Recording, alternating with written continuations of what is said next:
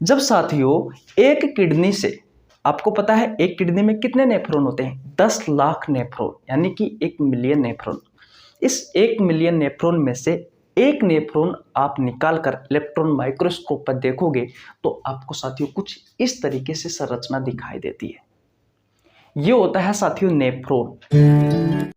Hello everyone, आज की इस वीडियो में बात करने वाले हैं नेफ्रॉन के बारे में। गाइज, नेफ्रॉन एक किडनी की सेल है, यानी कि कोशिका है। गाइज, नेफ्रॉन को किडनी की सबसे छोटी इकाई भी कहा जाता है और किडनी की क्रियात्मक व संरचनात्मक इकाई भी कहा जाता है। क्या होता है साथियों नेफ्रॉन? नेफ्रॉन की संरचना कैसी होती है? नेफ्रॉन के कौन कौन से भाग होते हैं? और गाइज, ये नेफ्रॉन के भाग क्या क्या कार्य करते हैं? ये सारी बातें आज की इस वीडियो में हम आपको बताने वाले हैं। और गाइज, कौन कौन से क्वेश्चन आपसे आपकी प्रतियोगी परीक्षाओं में नेफ्रॉन की संरचना से पूछे जाते हैं, उन सभी क्वेश्चनों के बारे में आज की इस वीडियो में हम चर्चा करने वाले हैं। उससे पहले साथियों, हम किडनी के बारे में 4-5 पॉइंट जान लेते हैं ताकि आपको नेफ्रॉन की संरचना को समझने में आसानी रहे। तो चलिए साथियों, आज की क्लास की शुरुआत करते हैं। देखिए साथियों, अब बात करते हैं हम किडनी के बारे में। थोड़ी बहुत जानकारी किडनी के बारे में जान लेते हैं ताकि आपको नेफ्रॉन की संरचना और नेफ्रॉन की क्रियाविधि के बारे में समझने में आपको कोई परेशानी नहीं हो। गाइज, किडनी के लिए हम एक शब्द यूज में लेते हैं साइंस में, नेफ्रो। जैसे आपने सुना होगा कि हृदय के बारे में हम कार्डियक शब्द यूज में लेते हैं। जैसे आपके फेफड़ों के बारे में साथियों हम शब्द यूज में लेते हैं पल्मनो। जैसे आपके लीवर के बारे में हम शब्द यूज में लेते हैं साथियों हिपेटिक, वैसे ही आपकी किडनी के लिए साथियों साइंस में एक शब्द यूज में लिया जाता है नेफ्रो। क्या कहा जाता है साथियों? किडनी को नेफ्रो कहा जाता है। नेफ्रो का मतलब क्या होता है? किडनी। अब देखिए, इस नेफ्रो शब्द से आपकी प्रतियोगी परीक्षाओं में बहुत सारे क्वेश्चन पूछे जाते हैं। जैसे कि किडनी का अध्ययन हम विज्ञान की जिस शाखा में करते हैं उस शाखा को क्या कहा जाता है? तो गाइज, उस शाखा को कहा जाता है भैया नेफ्रोलॉजी। क्या कहा जाता है? नेफ्रोलॉजी कहा जाता है। अगर आपसे क्वेश्चन पूछा जाए कि जो किडनी का विशेषज्ञ होता है, जो स्पेशलिस्ट होता है, उसे क्या कहा जाता है? तो गाइज, उसे कहा जाता है नेफ्रोलॉजिस्ट। नेफ्रोलॉजिस्ट कहा जाता है। अगर आपसे क्वेश्चन पूछा जाए साथियों कि किडनी की सबसे छोटी इकाई कौन सी है, तो गाइज, किडनी की सबसे छोटी इकाई होती है नेफ्रॉन। यह भी साथियों इस नेफ्रो शब्द से बना है। तो बोलो, ये नेफ्रो शब्द अगर आपको पता है तो आप समझ जाओगे कि नेफ्रो का मतलब होता है किडनी, और किडनी से इतने सारे क्वेश्चन आप आपकी प्रतियोगी परीक्षाओं में कर सकते हो। इतनी बात क्लियर है? गाइस, जो किडनी होती है, इस किडनी का आकार कैसा होता है? राजमा के समान होता है या फिर सोयाबीन के समान होता है?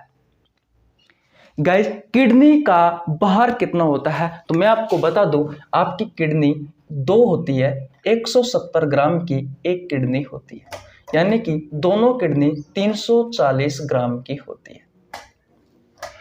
इतनी बात क्लियर है? और गाइस, किडनी कहां पर उपस्थित होती है हमारे शरीर में? तो जहां पर आपकी पसलियां पीछे की तरफ समाप्त होती है, वहां पर पीछे की तरफ दोनों तरफ साथियों आपकी किडनी लगी हुई होती है। अब बात आती है भैया कि किडनी क्या काम करती है? तो गाइस, किडनी करती है ब्लड फिल्ट्रेशन, यानी कि रक्त को छानने का कार्य करती है, आपके ब्लड को छानने का कार्य करती है।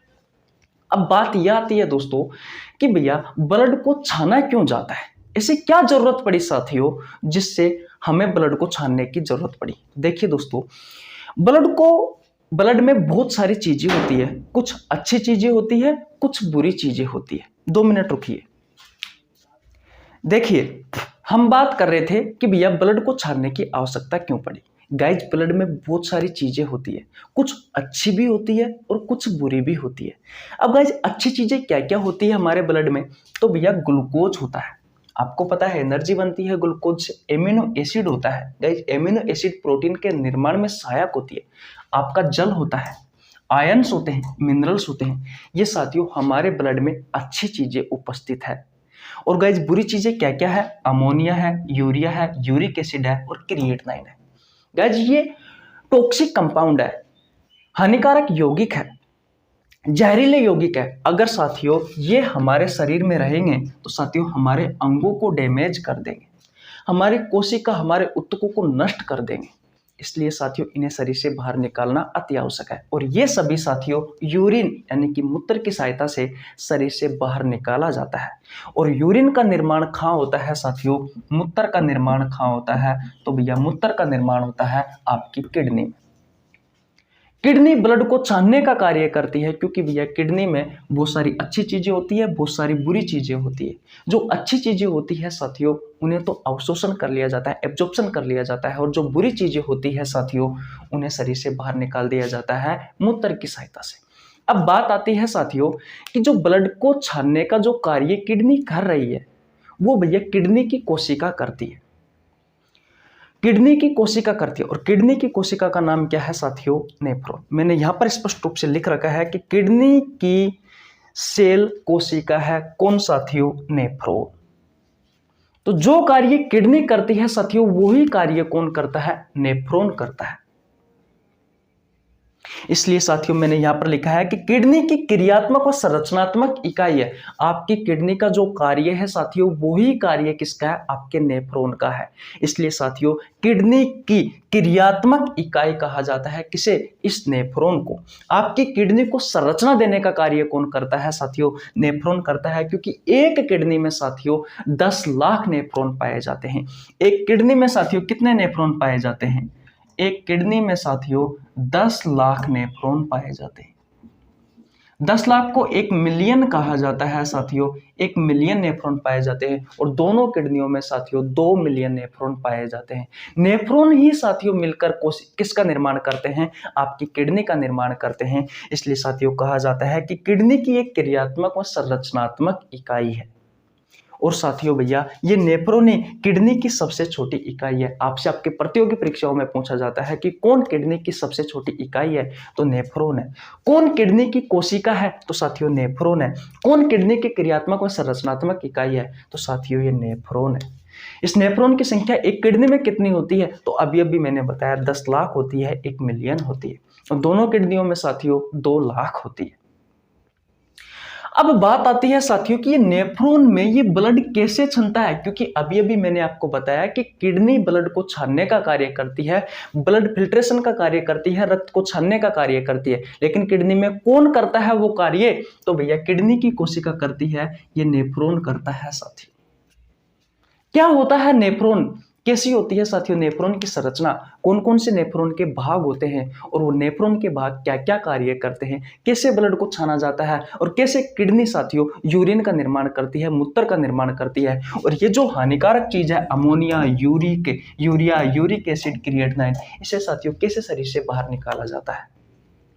कैसे साथियों ग्लूकोज का, अमीनो एसिड का, वाटर का, आयंस का, मिनरल्स का अवशोषण होता है साथियों हमारी किडनी में? वो सारी बातें साथियों हम अब अगली स्लाइड में यानी कि नेफ्रॉन की संरचना में हम पढ़ने वाले हैं। तो गाइज आशा करता हूं ये सारी बातें आपको समझ में आ गई होगी जो मैंने आपको बताई है। अब हम बात करने वाले हैं नेफ्रॉन की संरचना के बारे में। गाइज अगर आपने स्क्रीनशॉट नहीं लिया है तो प्लीज आप स्क्रीनशॉट ले लीजिए ताकि हम आगे बढ़े। गाइज अगर आपको वीडियो अच्छी लग रही है तो वीडियो को लाइक कर दीजिए, आपके छोटे भाई के लिए एक प्यारा सा कमेंट कर दीजिए, चैनल पर नया तो चैनल को सब्सक्राइब कर लेना, बेल आइकन को प्रेस कर लेना, जिससे आपके पास हमारी वीडियो का नोटिफिकेशन टाइम टू टाइम पहुंच सके। गाइज मेरा नाम रवि है, मैं सभी प्रतियोगी परीक्षाओं के लिए बायोलॉजी पढ़ाता हूं। जो कंटेंट आपको पेड कोर्स में उपलब्ध नहीं होता उससे अच्छा कंटेंट देने की कोशिश करता हूं। आपको हमारे साथ जुड़ने के लिए 1 रुपए देने की आवश्यकता नहीं है, सिर्फ आपको हमारे चैनल को सब्सक्राइब करना है, बेल आइकन को प्रेस करना है, जिससे आपके पास हमारी वीडियो का नोटिफिकेशन टाइम टू टाइम पहुंच सके। गाइज मैंने बायोलॉजी के बहुत सारे चैप्टर करवा रखे हैं, आप जाइए प्लेलिस्ट में जाकर चेक करिए, आपको बहुत सारे चैप्टर मिल जाएंगे। बहुत अच्छा कंटेंट मैंने आपको उपलब्ध करा रखा है, आप वहां जाकर देख सकते हो। चलिए फिर आगे बढ़ते हैं। स्क्रीनशॉट ले लीजिए साथियों, ले लिया भैया? ओके, देखिए भैया कुछ इस तरह की होती है नेफ्रॉन की संरचना। जब साथियों एक किडनी से, आपको पता है एक किडनी में कितने नेफ्रॉन होते हैं? 10 लाख नेफ्रॉन, यानी कि 1 मिलियन नेफ्रॉन। इस 1 मिलियन नेफ्रॉन में से एक नेफ्रॉन आप निकाल कर इलेक्ट्रॉन माइक्रोस्कोप पर देखोगे तो आपको साथियों कुछ इस तरीके से संरचना दिखाई देती है। ये होता है साथियों नेफ्रॉन। यही है साथियों किडनी की कोशिका, किडनी की सेल। इसे ही कहा जाता है किडनी की सबसे छोटी इकाई नेफ्रॉन को। और यही है साथियों किडनी की क्रियात्मक व संरचनात्मक इकाई। पूरी किडनी साथियों इसी ही नेफ्रॉन से मिलकर के बनी हुई होती है। लगभग एक किडनी में साथियों 10 लाख नेफ्रॉन यानी कि 1 मिलियन नेफ्रॉन होते हैं। नेफ्रॉन के कौन कौन से भाग होते हैं साथियों, किस तरीके से ब्लड को छाना जाता है और ये नेफ्रॉन के भाग क्या क्या करते हैं साथियों, इस वीडियो में हम आपको ये बताने वाले हैं, जैसा कि मैंने आपको शुरुआत में बताया। देखिए, सबसे पहले इस नेफ्रॉन के पास एक पाइप लगा हुआ होता है जो ब्लड को छन्ने के लिए लेकर के आता है। इस पाइप को कहा जाता है साथियों एफिरेंट आर्टरियोल्स और इसका नाम है भैया अभिवाही धमनी। कन्फर्म? ओके भैया। ये साथियों आपको कटोरे के समान आपको जो संरचना दिखाई दे रही है ये वाली, या फिर हम कह सकते हैं कि इसका आकार अंग्रेजी वर्णमाला के सी अक्षर के समान होता है। इसके बारे में साथियों बोमेन्स नाम का एक वैज्ञानिक था, सबसे पहले उसने बताया और इसका नाम रखा साथियों उसने अपने ही नाम पर बोमेन्स कैप्सूल। इसे हिंदी में कहा जाता है बोमेन का संपुट। मैंने लिख भी रखा है साथियों कि इसका आकार अंग्रेजी वर्णमाला के सी अक्षर के समान होता है। ये वाली संरचना साथियों आपको जो दिखाई दे रही है ये वाली, इसमें साथियों नेचुरल फिल्टर लगे होते हैं जो ब्लड को छानने का कार्य करते हैं। इतनी बात क्लियर है? जो फिल्टर लगे होते हैं साथियों उन फिल्टरों को कहा जाता है ग्लोमेरुलस फिल्टर। हिंदी में कहा जाता है ग्लोमेरुलस के गुच्छे। और साथियों ये जो ग्लोमेरुलस के गुच्छे हैं, ये जो फिल्टर है, ये एस्क्यूमस टिश्यू के बने होते हैं।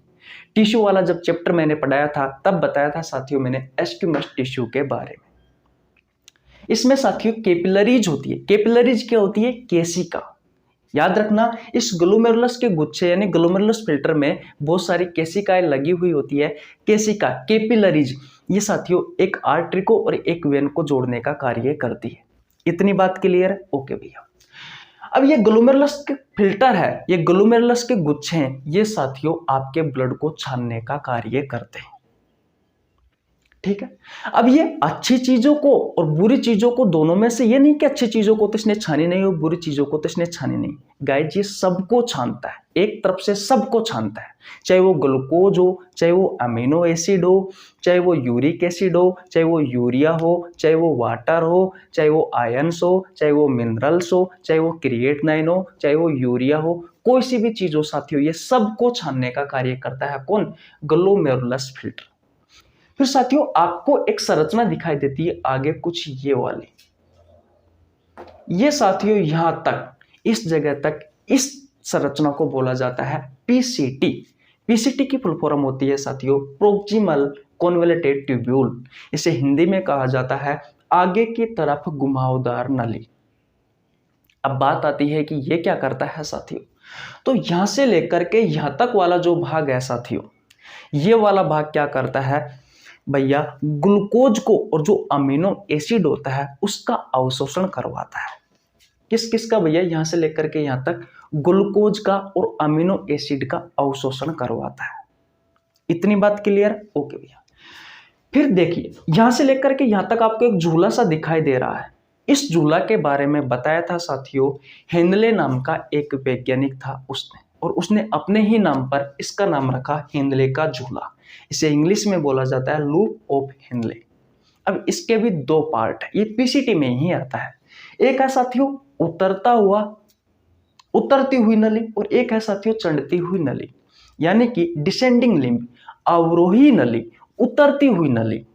इतनी बात क्लियर? एक है चढ़ती हुई नली, इसे कहा जाता है इंग्लिश में असेंडिंग लिम्ब यानी कि आरोही नली, चढ़ती हुई नली। एक है उतरती हुई नली जिसे अवरोही नली, एक होती है चढ़ती हुई नली जिसे कहा जाता है साथियों आरोही नली। उतरती हुई नली को इंग्लिश में बोला जाता है डिसेंडिंग लिम्ब और चढ़ती हुई नली को बोला जाता है असेंडिंग लिम्ब। अब बात आती है साथियों कि डिसेंडिंग लिम्ब क्या करती है, तो गाइज ये जो डिसेंडिंग लिम्ब होती है, ये जो अवरोही नली होती है, ये आपके शरीर में पानी का पुनः अवशोषण करती है। कहने का मतलब आपने 2 गिलास पानी पिया तो साथियों कुछ तो आपका शरीर साथियों पानी का अवशोषण पहले ही कर लेता है। उसके बाद में ये जो नेफ्रॉन का ये वाला भाग है डिसेंडिंग लिम्ब अवरोही नली, ये वाले भाग भी साथियों कुछ मात्रा में पानी का पुनः अवशोषण करता है, जितनी आपके शरीर को आवश्यकता है उतना, अधिक मात्रा के जल को नहीं। सिर्फ जितनी आपके शरीर को आवश्यकता है उसका, यानी कि ये शरीर का पुनः अवशोषण करता है।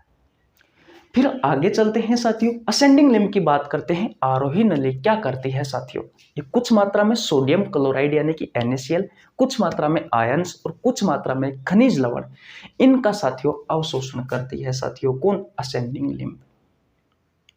इतनी बात समझ में आ गई। पीसीटी साथियों इतना काम करने के बाद में ये क्या करती है, जो बचा हुआ भाग है वो कहलाता है यूरिन यानी कि मूत्र, और उसमें H+ आयन त्याग देती है। H+ आयन त्यागने से क्या होता है साथियों, जो यूरिन है, जो मूत्र है, उसकी प्रकृति दुर्बल अम्लीय हो जाती है और मूत्र का pH मान हो जाता है साथियों 6। मूत्र का pH मान कितना हो जाता है? 6। और प्रकृति कैसी हो जाती है? दुर्बल अम्लीय हो जाती है H+ आयन त्यागने से। किसके द्वारा? पीसीटी के द्वारा त्यागने से। अभी मैं लिख भी दूंगा ताकि आपको अच्छे से समझ में आ जाए। उसके बाद में साथियों आगे चलते हैं। तो साथियों डीसीटी में किसी भी प्रकार का अवशोषण नहीं होता, इस बात का आपको ध्यान रखना है। इतनी बात क्लियर है? ओके। फिर साथियों ये जो यूरिन है, ये जो मूत्र है, जो बचा हुआ भाग है साथियों, ये भैया डीसीटी की सहायता से कहाँ पहुंच जाता है? कलेक्टिंग डक्ट में, संग्रहित नली में पहुंच जाता है। और संग्रहित नली के बाद में साथियों मैं आपको कुछ संरचना बना के बताता हूं साथियों। जैसे कि मान लीजिए ये आपकी किडनी है, रफली डायग्राम बना रहा हूं। यहां से साथियों जुड़ी हुई होती है आपकी, ये होती है मूत्र नलिका। तो इस मूत्र नलिका की सहायता से साथियों ये मूत्र पहुंच जाता है, ये यूरिन पहुंच जाता है मूत्राशय में। मूत्राशय में कुछ समय के लिए मूत्र ठहरता है साथियों, और भाई साहब इस मूत्र मार्ग की सहायता से ये मूत्र शरीर से बाहर निकल जाता है, ये यूरिन शरीर से बाहर निकल जाता है। बोलो साथी, यहां पर होता है आपका नेफ्रॉन। तो कुछ इस तरीके से ब्लड को फिल्टर किया जाता है। अब बात आती है कि आपसे आपके प्रतियोगी परीक्षाओं में किस प्रकार के क्वेश्चन पूछा जाता है। तो देखिए एनडीए की परीक्षा में साथियों एक क्वेश्चन आपसे पूछा गया था कि मूत्र किस रास्ते से बाहर जाता है। सबसे पहले साथियों आपकी किडनी में मूत्र का निर्माण हुआ, जैसे कि अभी मैंने आपको बताया।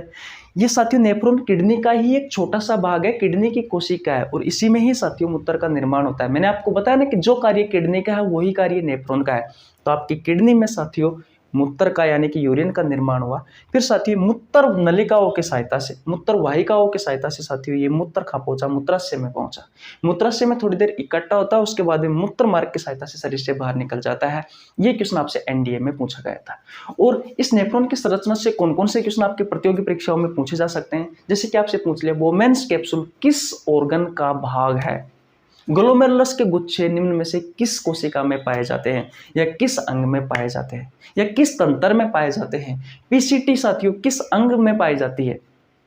डीसीटी किस अंग में पाई जाती है? किसकी संरचना में होते हैं साथियों? फेफड़ों की संरचना में होते हैं या किडनी की संरचना में होते हैं? इस तरीके से साथियों बहुत सारे क्वेश्चन आपसे आपके प्रतियोगी परीक्षाओं में पूछे जाते हैं।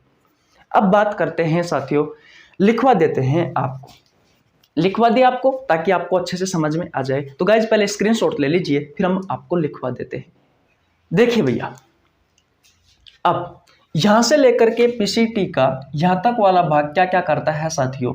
तो भैया ग्लूकोज का और जो अमीनो एसिड होता है इसका अवशोषण करता है। अवरोही नली क्या करती है साथियों? ये उतरती हुई नली क्या करती है? तो भैया ये पानी का पुनः अवशोषण करती है, पानी का पुनः अवशोषण। और आरोही नली, चढ़ती हुई नली क्या करती है साथियों? सोडियम क्लोराइड NaCl प्लस में आयंस और प्लस में मिनरल्स, इनका अवशोषण करती है। डीसीटी किसी भी प्रकार का अवशोषण नहीं करती, इसमें जाकर के आपका इकट्ठा होता है संग्रहित नली, कलेक्टिंग डक्ट, जहां पर साथियों मूत्र यूरिन इकट्ठा होता है। बोलिए क्या समझ में नहीं आया साथियों? बस आपको इतना सा कि याद रखना है, कुछ नहीं है साथियों। और हाँ अब अच्छे से बताता हूं, आपने गांव में देखा होगा जो महिलाएं होती है साथियों वो क्या करती है? चलनी होती है, आटा जब हम पीसते हैं, गेहूं को जब पीसते हैं साथियों खाना बनाने के लिए, रोटी बनाने के लिए, तो उससे पहले साथियों जो गेहूं होते हैं उनकी सफाई की जाती है, क्योंकि गेहूं में साथियों छोटे छोटे से मिट्टी के कण होते हैं। मिट्टी होती है साथियों, इसलिए एक छलनी होती है। उस छलनी में क्या करते हैं साथियों, गेहूं डालते हैं, और गेहूं डालेंगे तो जब साथियों उसको इस तरीके से हम छानेंगे तो क्या होगा, मिट्टी के जो बारीक बारीक कण हैं साथियों वो नीचे निकल जाएंगे, जो धूल है साथियों वो नीचे निकल जाएगी। और साथियों जैसे ही ऊपर जो अच्छे अच्छे गेहूं बचे हैं साथियों उनको हम दूसरे बर्तन में डाल देते हैं, तो कहने का मतलब जो बचा हुआ भाग है साथियों वो नीचे निकल गया। ठीक इसी तरीके से ये जो ग्लोमेरुलस फिल्टर है, इसके पास जो ब्लड आता है साथियों अभिवाही धमनी की सहायता से, वो छन करके साथियों ऐसे कैसे ही ऊपर अपवाही धमनी की सहायता से शरीर के विभिन्न अंगों के पास चला जाता है। फिर साथियों पीसीटी में आता है। पीसीटी में किसका अवशोषण होता है, ग्लूकोज का, एमिनो एसिड का। फिर ये डिसेंडिंग जो लिम्ब है अवरोही नली, इसमें पानी का पुनः अवशोषण होता है। चढ़ती हुई नली यानी कि आरोही नली में NaCl, सोडियम क्लोराइड, आयंस, खनिज तत्व, इनका अवशोषण होता है। ये है डीसीटी, इसमें किसी भी प्रकार का अवशोषण नहीं होता। इसकी सहायता से कलेक्टिंग डक्ट के पास साथियों ये यूरिन चला जाता है। यही तो है संरचना नेफ्रॉन की। यही साथियों कुछ इस तरीके से ही ये नेफ्रॉन के भाग काम करते हैं। यही है भैया नेफ्रॉन की क्रियाविधि, संरचना, नेफ्रॉन का कार्य, किडनी का कार्य। इसी तरीके से आपके यूरिन का निर्माण होता है। तो आशा करता हूं साथियों ये सारी कहानी आपको बहुत अच्छे से समझ में आ गई होगी। अगर आपको और डिटेल में पढ़ना है, एक एक चीज लिखी हुई जाननी है, तो गाइज मैंने ये चैप्टर करवा रखा है आपको डिटेल में, आप वहां से जाके पढ़ लीजिए। मैं आपको नीचे लिंक डिस्क्रिप्शन में दे दूंगा साथियों। उत्सर्जन तंत्र वाले चैप्टर का पूरा वीडियो, पूरी प्ले लिस्ट, और उत्सर्जन तंत्र वाले चैप्टर की मैंने MCQ सीरीज भी करवा रखी है। तो गाइज आप वहां से जाकर के आप टेस्ट भी दे सकते हो इस चैप्टर का। तो आशा करता हूं साथियों ये वीडियो आपको बहुत अच्छे से समझ में आ गई होगी। अगर वीडियो अच्छी लगी हो तो वीडियो को लाइक कर दीजिए, चैनल पर नया है तो चैनल को सब्सक्राइब कर लेना, बेल आइकन को प्रेस कर लेना, जिससे आपके पास हमारी वीडियो का नोटिफिकेशन टाइम टू टाइम पहुंच सके। मिलते हैं दोस्तों नेक्स्ट वीडियो में, तब तक के लिए जय हिंद जय भारत। और इसी तरीके से साथियों हम आपको नई नई इंफॉर्मेशन, ताकि आपसे आपकी प्रतियोगी परीक्षाओं में क्वेश्चन बने, वो देते रहते हैं। बहुत सारी मैंने वीडियो बना रखी है। मैं सिर्फ बायोलॉजी पढ़ाता हूँ। आप जुड़िए हमारे साथ और हमारी फैमिली को बड़ा करें, और आप हमारे फैमिली का सदस्य बने। ओके गाइज, नेक्स्ट वीडियो में मिलते हैं, तब तक के लिए जय हिंद जय भारत, राम राम।